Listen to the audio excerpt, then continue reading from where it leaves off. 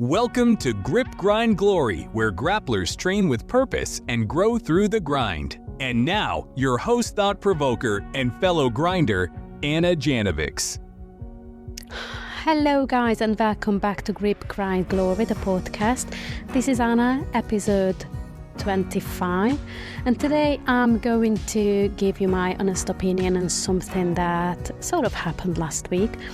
I received an email from the British Judo Association. I believe that most of you did.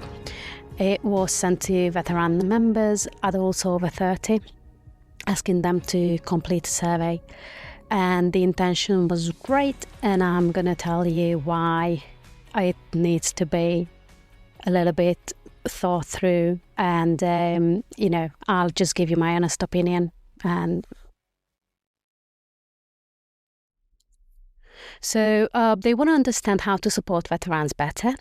But inside the survey is a couple of sentences that changes the entire conversation. It says, about 4% of judo players are competitors. Not everybody wants to compete, and competing is not for everyone. However, we think it would be better if this 4% was higher, so we want to try and change this, but want your views on some of the suggestions. I'm like, what? And I want to sit with that for a moment, because my first reaction was like, what the heck is going on? Complete, utter confusion. It's not even frustration anymore, because I know, this is the best they can do. But why exactly should it be higher? That question, or rather the answer to that question, that does matter. And not just for us veterans, adults, but for the future of judo as a whole. Because there is this deeply ingrained assumption in judo, in the culture of judo, and honestly in many traditional sports, I believe, that competition is the ideal outcome. And if you don't compete, you're not serious enough. And if someone is not competing, then something is missing as well. If you look at the data we're being given here, it says something. A staggering 96% of judo players choose not to compete. And again, they choose, it's a choice they make that they do not compete. And it isn't a marginal group, it's the majority. So the first logical question could be, what are they telling us? Not how do we change them?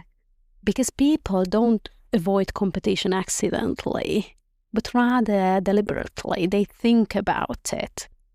And it's not laziness or lack of discipline, but, because competition doesn't necessarily fit their life stage or their body anymore. It's a higher risk tolerance for them, or it's just simply not their priority. And none of these reasons are wrong. These are personal choices. Yet, the system still treats competition as the default measure of seriousness. And that's the disconnect. This group, 96% of judo players, is hugely misunderstood. I want to be really clear here, because another thing that gets misunderstood all the time is that it's not about, late starters versus early starters, young players, old players, whatever. This problem affects everyone who does not want to compete. You can start judo at 6, train for decades, reach black belt or even beyond, love the sport, and still hit the exact same wall we as late starters do. Because once competition and coaching are no longer your goals, and time will or may come, the system doesn't know what to do with you. It doesn't understand how to treat you. So let's just drop the age narrative completely. This is simply a pathway problem and not a demographic one. And let's just quickly talk honestly about how progression currently works in judo. Because recognized progression usually funnels into one of three things: competition, grading, coaching. And on paper, it looks absolutely fine. But in practice, it's a completely different picture. Downgrading often depends on competition points. Coaching isn't something most people want or can do or should do. And competition is something that, according to BJA, 96% of players actively opt out of. So what happens? People plateau. Not dramatically. They don't rage quit or anything like that. They just train less, care a bit less, maybe stop seeing themselves as a judoka, and then eventually they drift away.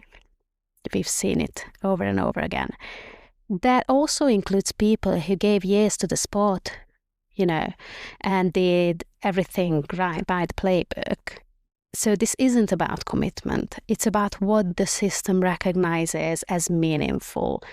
And there's a huge difference between that and what us people recognize as meaningful. Now, to be fair, the survey focuses on making competitions safer and more accessible. And that is a very good approach. Age bands do matter, safety matters, logistics matter big time. I can vouch for that. But none of that addresses the core issue, because optimizing competition only helps people who already want to compete. It does absolutely nothing for the 96% who don't. You can't really fix a progression problem by refining the wrong pathway. If competition remains the main gateway to recognition, then competition isn't a choice. It's a gatekeeper, isn't it? And gatekeepers always shrink communities. And that is a problem, a serious one in judo. So if you ask the question plainly, if 96% of your participants don't want to compete, why is the call to make them? You should give yourself an honest answer to that. Why is their preference treated as something that needs correcting? They need correcting. No, the system does. In any other context, we'd call that a design failure. A healthy system doesn't try to force people into one outcome.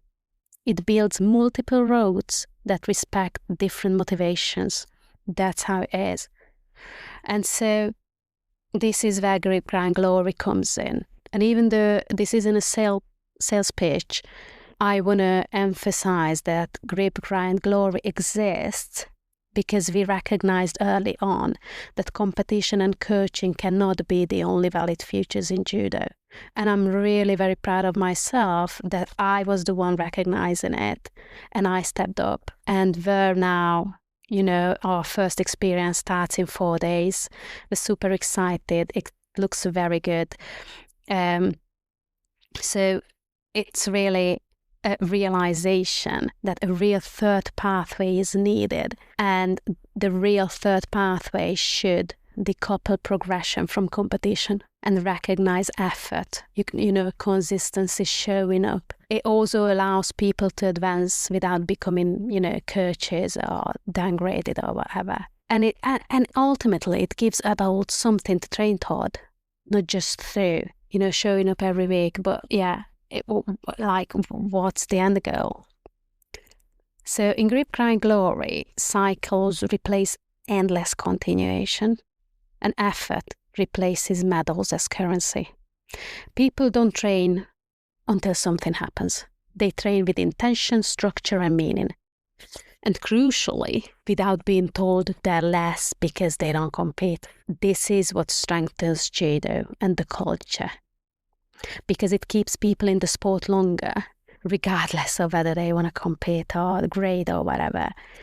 Everybody, it's scalable, everybody finds their place in it. It keeps communities stable for once. So the shift that I believe needs to happen in the judo world is that competition should be one respected path, but not the definition of seriousness. Because progress should be visible without medals, and British judo are so far off in achieving that. Commitment should be recognized without titles. If judo wants to survive long term, especially in adult populations, it has to stop asking, how do we get more people to compete? And start asking, how do we give everyone a future here? How do we serve all these people? What do they want? So the survey isn't a failure. It's actually, it's a very good start. It's just the wrong question they're asking. It was honesty. But honesty only matters if we're willing to listen to what the data is actually saying. And what it's saying is that most people don't want competition. And it's not the surveyed people who say that. It's the people sending you the survey that have this statement right at the beginning that most people don't want to compete. What do you think we could do about it? Well, absolutely nothing, for God's sake. So people not wanting to compete is not a problem to fix. It's a signal. And it's a signal that governing organizations should respond to accordingly. And a lot of others have. I mean, look at the martial arts market. How many other disciplines are zooming past judo in terms of participant numbers, and they stood still, if not shrinking. So the future of judo isn't about pushing the 96% toward the 4%. It's about building a system that both belong, that everybody belongs, the 100%. And that's the conversation we need to have, we need to take forward. And that's the work we're doing at Grip, Grind, Glory. I truly hope I didn't offend anyone. I didn't want to, it's my opinion, it's a valid opinion. I have known this for a very long time because I have been researching this very same thing, which British Judo has just come to realise. So I know, and I believe I also know the answer. But I don't know. We're only starting out. Check out our experience at www.gripgrindglory.com/events. You'll find so much more information about it. Our first cycle starts in 4 days. It's going to be a blast. I'm not sure by the time this episode is released, you might be able to join us. But if not, just sign up to the next cycle or just get on our newsletter and we'll let you know when it starts.